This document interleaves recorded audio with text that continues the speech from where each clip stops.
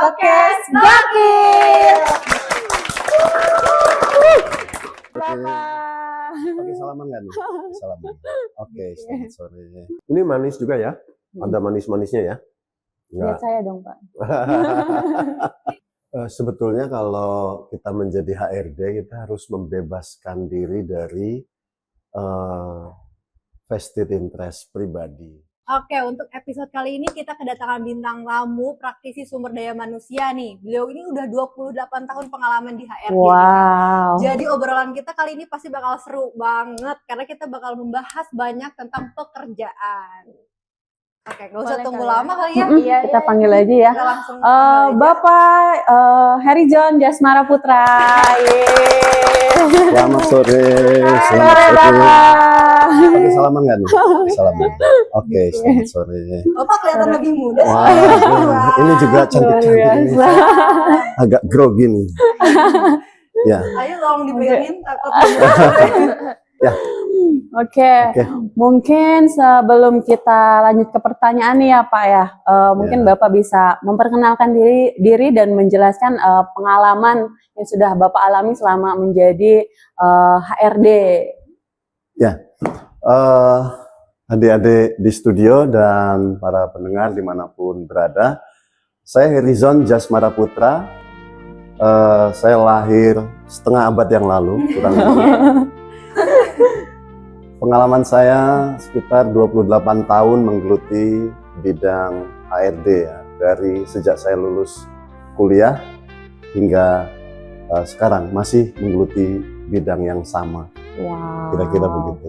Luar biasa ya. Berarti kalau setengah abad yang lalu Bapak jadi HRD pas umur 27? Saya 26, 27 ya, sekitar segitu. Kalau boleh tahu nih Pak, itu untuk perusahaannya lokal atau Macam-macam. Oh, macam-macam. Berbagai industri dan berbagai PMA, PMDN kayak gitu ya. Luar biasa ya selama 28 Rata-rata tahun. rata-rata pabrikan. Bapak, tapi Bapak bisa ceritain nggak gimana proses Bapak nih bisa jadi yang sekarang atau gimana Bapak bisa jadi HRD gitu? Iya, cita-cita dan kenyataan kadang-kadang kan nggak sesuai order ya. Nah, jadi waktu kuliah ambil jurusan manajemen itu cita-citanya ingin jadi bankir ceritanya. Nah, tapi kemudian keadaan pengalaman pertama saya menyeret saya ke bidang yang lebih banyak berhubungan dengan pengelolaan sumber daya manusia. Kalau dulu itu sebelum tahun 2000-an itu dikenal dengan personalia dan umum. Nah, dari sana saya mengawali karir saya sebagai supervisor. Lalu kemudian di era tahun 2000-an itu menjadi yang sekarang dikenal Human Resource Development. Atau bahkan makin ke sini ada istilah baru lagi yaitu Human Capital. Jadi manusia tidak lagi sebagai objek tetapi sebagai subjek di dalam proses. Gitu. Perusahaan pertama yang Bapak awali untuk menjadi HRD itu perusahaan apa Pak? Lokal? Ya, perusahaan lokal. Namanya Batik Keris atau Keris Gallery di Menteng gitu, tahun 95. Mungkin langsung ke pertanyaan aja ya, kita nggak perlu tunggu lama lagi nih, pasti penonton penasaran ya. Pak Herizon. Oke Pak, saya mau nanya nih Pak, gimana sih Pak cara buat suasana jadi fun gitu di dalam HRD tersebut? Ada seorang tokoh politik ya yang mengatakan bahwa tidak ada pekerjaan yang paling menyenangkan kecuali melakukan hobi yang dibayar. Nah, orang harus menyukai yang bekerja di bidang SDM, harus menyukai orang, menyukai manusia. Jadi dia seneng ngobrol, seneng tukar pikiran, sering seneng nasehatin orang lain seperti itu kan mau dia 1 jam, 2 jam di depan orang banyak, ratusan, ribuan, atau berlama-lama melakukan konseling seperti itu, karena dia hobi, itu nggak terasa. Nah, padahal itu pekerjaan kita di mana kita dibayar. Jadi kalau tadi bertanya gimana supaya fun gitu, cintailah yang kamu kerjakan, kerjakanlah yang kamu cinta gitu. HRD itu kan pastinya ibaratnya kayak mengatur orang ya Pak, kurang lebih seperti itu ya Pak. Pasti Bapak ngatur orang, ada dong, ada yang suka, ada yang enggak. Itu gimana sih Pak cara Bapak menanggapi itu? Menjadi HRD ini jangan keliru persepsinya ya, bahwa menjadi HRD ini bukan untuk disukai orang. Nggak ada HRD dimanapun sejarahnya disukai karyawan, nggak ada. Jadi kalau kalian nggak suka sama HRD itu hal yang lumrah. Jadi sejak awal ketika saya memilih, saya mengamati atasan saya, departemen saya di personalia dulu, kok kiri kanan ini kok nggak ada yang suka ya gitu sama pimpinan saya, sama tim saya.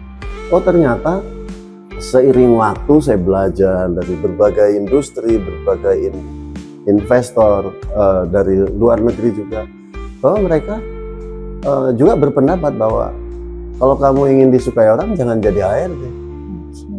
Kamu jadi apa? Jual es krim.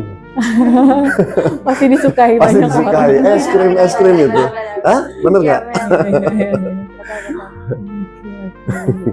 Kalau jadi HRD itu harus introvert atau ekstrovert? HRD ini kan banyak fungsi ya. Di dalam HRD itu ada pimpinan, ada staf bidang rekrutmen, ada staf bidang pelatihan. Kalau bidang pelatihan introvert, dia tidak bekerja. Tapi kalau bagian payroll dia ekstrovert, sama juga tidak bekerja gitu. Jadi tergantung fungsi HRD yang mana yang kita jalankan atau yang menjadi tugas kita. Itu pilihannya begitu. Pak, gimana Bapak itu membangun kerjasama yang baik Pak dalam lingkungan kerja itu? Pandangan Bapak nih sebagai HRD gitu kan? Ya, untuk membangun satu kolaborasi, satu teamwork itu harus ditanamkan bahwa, coba kalau diperhatikan di dalam kalimat teamwork itu kan tidak ada I, tidak ada aku, tidak ada saya. There is no I in teamwork, ya kan? Yang ada adalah various alfabet di situ, ya kan? Berarti seharusnya di dalam tim itu memang beragam. Dan untuk membangun teamwork yang baik, kita harus mulai dari contoh yang baik. Membangun rasa kekeluargaan, membangun satu sama lain itu rasa satu keluarga. Satu dicubit, yang lainnya merasa sakit. Misalnya satu diomongin oleh orang yang lain, itu kawan saya gitu, oh itu HRD gitu. Itu tim kita gitu, jangan ngomong gitu. Kita harus positive thinking. Jadi dari sana kita bangun teamwork yang solid. Dan setiap orang kita harus doktrin, kita harus tanamkan terbiasa dengan multitasking. Nggak kayak semacam bekerja dengan kacamata kuda. Oh satu ini, oh saya payroll. Misalnya Anda bagian di HRD, bagian jam sostek misalnya. Tolong dong bantu ini bagian BPJ payroll gitu. Oh enggak, saya ngerjakan BPJS. Nah ini yang disebut kacamata kuda. Jangan. Tapi makin banyak kita mengetahui jenis-jenis pekerjaan dari tim kita, kita bukan tidak mungkin kita paling cepat di antara tim itu meroket karirnya kan. Besok lusa ada kesempatan entah di internal organisasi ini atau di luar perusahaan sana melihat talenta kita, Anda ditanya, Anda bisa apa saja? Oh, rekrutmen saya bisa, terus payroll saya bisa, training and people development saya bisa, industrial relation bisa, dan lain-lain. Akhirnya karirnya kan bisa baik begitu. Multitasking judulnya. Kalau Bapak sendiri nih ya, menghadapi karyawan yang banyak melakukan kesalahan tuh gimana sih Pak cara menghadapinya? Nah ini, jangan kita ini salah kaprah, gelagapan setelah karyawannya bandel. Gelagapan, tahu gelagapan ya? Ada yang Jawa nggak di sini? Panik gitu ya, panik karena karyawannya males, karyawannya tidak produktif, karyawannya bandel gitu. Karyawan yang kita hadapi pada prinsipnya, yang kita hadapi hari ini adalah karyawan yang kita rekrut kemarin. Karena itu hati-hati kita bangun sistem rekrutmennya, kita hati-hati memilih tools rekrutmennya yang sesuai dengan the company's goal. Kita harus link and match kan itu tujuan kita merekrut orang untuk menjadi karyawan, kita harus sesuaikan sama karakternya, kemudian kualitasnya itu dengan tujuan bisnis, tujuan perusahaan. Kita perlu orang yang seperti apa, bisnisnya seperti apa gitu. Maka soal-soal tesnya seperti apa. Itu yang namanya sistem rekrutmen yang harus kita bangun, kita siapkan sejak awal. Jadi jawabannya adalah do the right thing from the beginning of resourcing people to be the worker in the company. Tuh. Lakukan yang terbaik sejak awal. Itu aja, jangan ngobatin di ujung gitu. Udah bandel baru aja itu telat gitu. Oke? Ini ya Pak, di tengah kemajuan AI dan otomasi ya Pak, Bapak khawatir nggak sih seorang HRD ini nantinya digantikan oleh seorang robot? Nggak cuma HRD sih Pak, pastinya kan kayak karyawan-karyawan lain ya Pak, apalagi kan teknologi semakin maju nih Pak. Itu pandangan Bapak tuh gimana nih jika semuanya digantiin sama robot gitu lah istilahnya Pak? Ya, kita harus akui seiring dengan kemajuan zaman, kemajuan teknologi, ada kalanya dan banyak hal terjadi transformasi fungsi ya. Di mana industri, investor akan atau ingin melakukan efisiensi, di mana peran-peran manusia dikurangi, yang dulunya padat karya kemudian menjadi padat modal. Kita di dalam industri mengenal protokol sejak revolusi industri, ada protokol 1.0, kemudian berkembang tuntutannya, dulu belum memperhatikan masalah produktivitas, masalah efisiensi, lalu lahir protokol 2.0, kemudian safety-nya, hak HAM-nya, lalu hal-hal lain gitu ya, menyangkut quality, menyangkut customer satisfaction dan lain-lain. Lalu 3.0 muncul protokol-protokol yang disepakati, industri itu harus begini. Nanti di sesi yang lain kita akan bahas apa itu industri 1.0, 2.0 sampai hari ini kita duduk di era 4.0 namanya, di mana orang menyadari bahwa dengan kemajuan teknologi peran manusia berkurang. Lalu orang sadar banyak pengangguran lahir dari sana, lalu akhirnya kembali lagi ingin memanusiakan manusia di dalam industri itu. Lalu lahir kemudian bahkan di Jepang itu sudah pada tahap 5.0.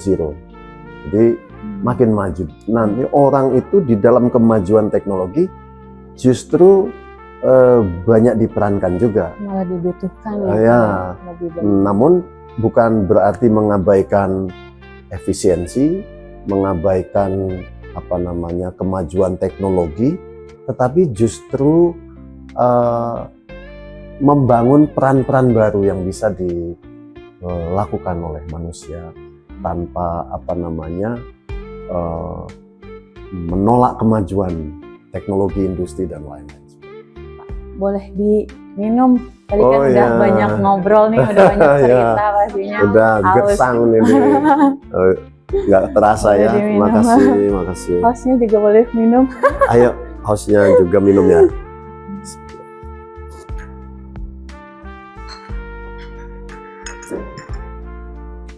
Boleh dicobain juga nih Pak. Wah, ini banyak makanan dari tadi. Coklat. Saya lirik-lirik terus ke situ. Ini apa ya? Ini apa? Nah, sebelah ujung itu apa itu? Ini Pak. Almond. Oh, itu Ini kurma. kurma kurma. Sukari Al Qasim ya. Betul. Kalau ini apa ini? Seperti Ini kacang. Kacang almond Pak. Oh, kacang almond yang suka di dalam coklat itu ya? Iya. Betul. Oke. terus Boleh dicoba Pak. ini. Coba aja, Pak. Heeh. Oh, boleh. Heeh. Saya coba ini ya, Iya. Boleh. almond. Oke.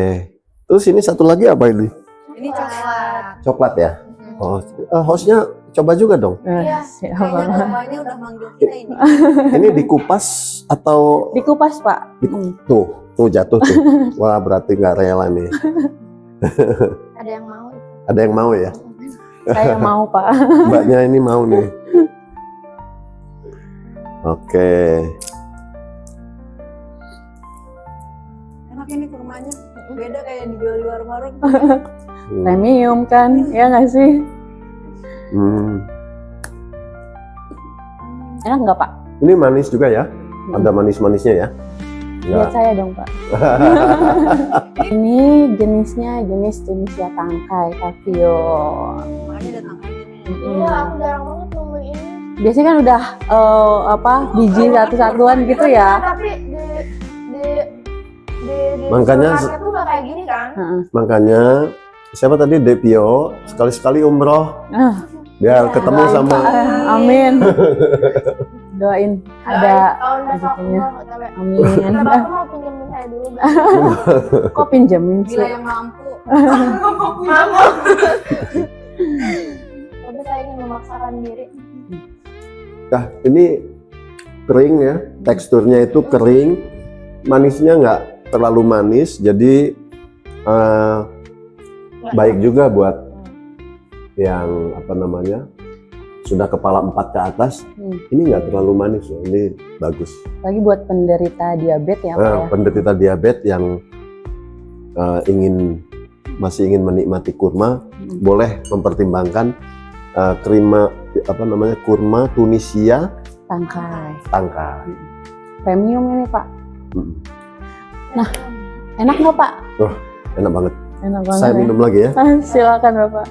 Kalau enak banget nanti kita bungkusin Pak. Bungkusin sekalian nomor rekeningnya berapa? Boleh kalau itu Pak. Pak, selain kita jual kurma juga nih ya, kita juga jual almond, coklat, Ya. kismis gitu. Terus juga kurmanya kita ada berbagai jenis. Barangkali nanti Bapak umroh dan Amin, amin. mau beli oleh-olehnya gitu kan nggak mungkin Oh, jadi bisa di sini aja belinya. bisa ya? di sini Nggak Pak. usah capek-capek bawa dari Arab ya. Betul, karena kan Oh, pasti oke. Tapi harganya kira-kira jauh beda nggak dengan di Enggak, Arab? Pak. Jangan-jangan nanti mahalan Enggak dong, jauh Pak. di sini. kita juga kan ngambilnya dari sana, dari Arab. Kita Oh, punya oke. distributornya gitu kan. Oke. Kita ada di Tangerang sini tokonya Pak. Jadi Bapak juga nggak harus jauh-jauh ke Arab atau ke Tanah Abang. Nggak usah ke Tanah Abang, nggak usah ke apalagi ke Arab, cukup Iya. di Tangerang ya. Tangerang aja Pak, bisa diorder. Selain Oke. itu juga kita ada air jam-jamnya Pak. Dari Oh, mulai gitu. 1 liter sampai 5 liter. Oh, Itu bagus boleh dong ya. diorder. Nanti kita Tapi kan nggak terbatas yang pernah ke umroh aja atau setelah iya, umroh beli bebas kan. Pak, bebas. Anytime kita kangen, Iya. misalnya saya sudah pernah umroh, sudah pernah haji, lalu kangen kurma, kangen kacang Arab, kangen apa nih namanya, almond, Boleh, itu anytime bisa beli juga bisa banget dong Pak. Apalagi kan bentar lagi mau Ramadan ya. Ramadan, Mau iya, betul, betul. pasti harus ada kurma dong pendamping buka puasanya. Itu Boleh. bisa diorder. Nanti kita cantumin nomornya di bawah ini, bisa dihubungin aja. Ya. Iya. Atau Bapak mau list duluan nih? Ah, siap. PO. Siap, siap, siap. Ready ya, ready. Barangnya ready. Ini premium terus lebih murah ya? Iya. Dimanapun, Pak. Luar biasa. Jadi nggak harus jauh-jauh ke Arab atau enggak ke Tanah Abang guys. Bisa ke Kabupaten Tangerang aja, di Cikupa tokonya. Atau mau lewat Gioka juga bisa. Ya, bisa hubungin nomor di bawah ini. Oke. Aku mau coba satu lagi kayaknya. Coklatnya Bapak nggak mau coba? Apa namanya? Kalau udah umur kayak saya setengah abad tadi itu, Iya, setengah. ngurang-ngurangin manis kan. Paling ini kurma yang Tunisia tangkainya oke, terus itu oke. Ini buat yang muda-muda oke juga nih. Berarti Bapak nggak bisa deket-deket kita, Pak. Karena Karena kita terlalu manis-manis. manis. Nah ini cobanya sama itu dong, sama hostnya. Ini coba nih. Iya. Saya juga lagi nggak makan manis-manis, Pak. Waduh Saya gimana? lagi Kita diet. dagang yang manis, ditonton sama publik untuk suruh beli, sendirinya nggak makan gimana? Jadi kali ini makan. Udah ini banget kok, udah sering banget makan. Iya. Hampir tiap hari kayaknya Pak. Jualan ini. Kalau saya membatasi, Pak. Jadi nggak. Tadi soalnya udah makan, jadi biar mereka aja yang nyobain. Itu ada isinya ya dalamnya. Isinya Apa? almond juga. Kayak bukan kayak crunchy Krim ya, Iya kayak Crunchy. ada Crunchy-nya. krim loh. Oh, Krim sama oke. crunchy. Ya itu. Oke. Boleh diorder. Wajib order sih. Oke, kita lanjut aja ke pertanyaan berikutnya nih Pak. Bapak tuh selektif nggak sih Pak dalam memilih karyawan tuh? Nah karyawan tipe Bapak tuh yang kayak gimana nih? Oh, sebetulnya kalau kita menjadi HRD kita harus membebaskan diri dari vested interest pribadi. Jadi kadang calon atau kandidat yang nampak seperti nyebelin di depan kita, secara pribadi kita kurang suka atau kurang berminat. Tapi kalau user kita lebih cocok kira-kira, ya bisa jadi juga direkrut. Jadi kita merekrut karyawan terbaik itu bukan yang paling pinter, yang setengah pinter juga bisa, yang kadang tidak sesuai dengan selera pribadi kita, tapi menyesuaikan dengan bisnis goal dari company. Misalnya saya seleranya seperti Mbak yang di tengah ini gitu, lalu yang datang seperti Mbak ini, lalu bagaimana saya memutuskan untuk memilih dia atau dia gitu. Itu sementara kita cari misalnya manajer marketing, dia pengalaman marketing panjang gitu pengalamannya, ya kita ambil dia lah gitu. Kita persilahkan, oh ternyata hebat, ternyata membawa perusahaan menjadi unggul, menjadi lebih sales volume-nya meningkat begitu. Nah seperti itu, bukan sekali lagi merekrut orang terbaik, bukan yang sesuai dengan selera kita pribadi, tetapi kebutuhan perusahaan. Ada uraian pekerjaan di situ, ada job requirements. Dari kan disebutkan pendidikan minimal, lalu pengalaman, pengetahuan, kecakapan yang lain, bahkan track recordnya. Misalnya untuk merekrut seorang sales manager kendaraan roda 2, Anda sudah pernah menjual berapa ratus atau berapa ribu roda 2 di tempat Anda, seperti apa teknik dan strategi pemasarannya, seperti itu akan lebih mengena untuk kita rekrut. Jadi di samping tadi company goal juga disesuaikan dengan company culture.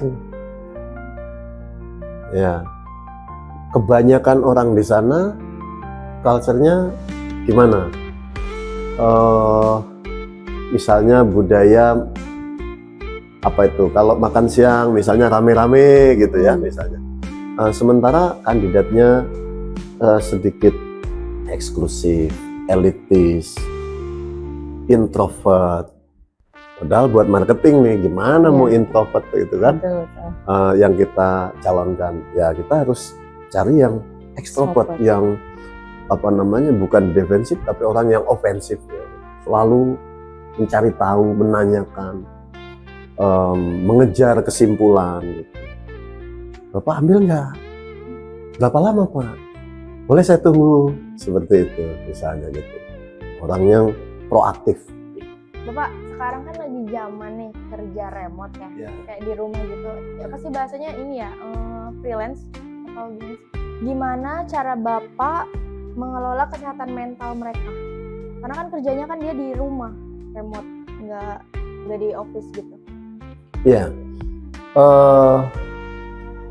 dengan tipe pekerjaan yang apa namanya remote seperti itu, artinya dari jarak jauh atau work from home, tapi dia menghasilkan sesuatu. Misalnya pekerjaan-pekerjaan riset, pekerjaan apa data gitu ya, mencari data kan tidak perlu juga memaksa orang datang ke kantor dengan effort, dengan biaya, tenaga dan lain-lain.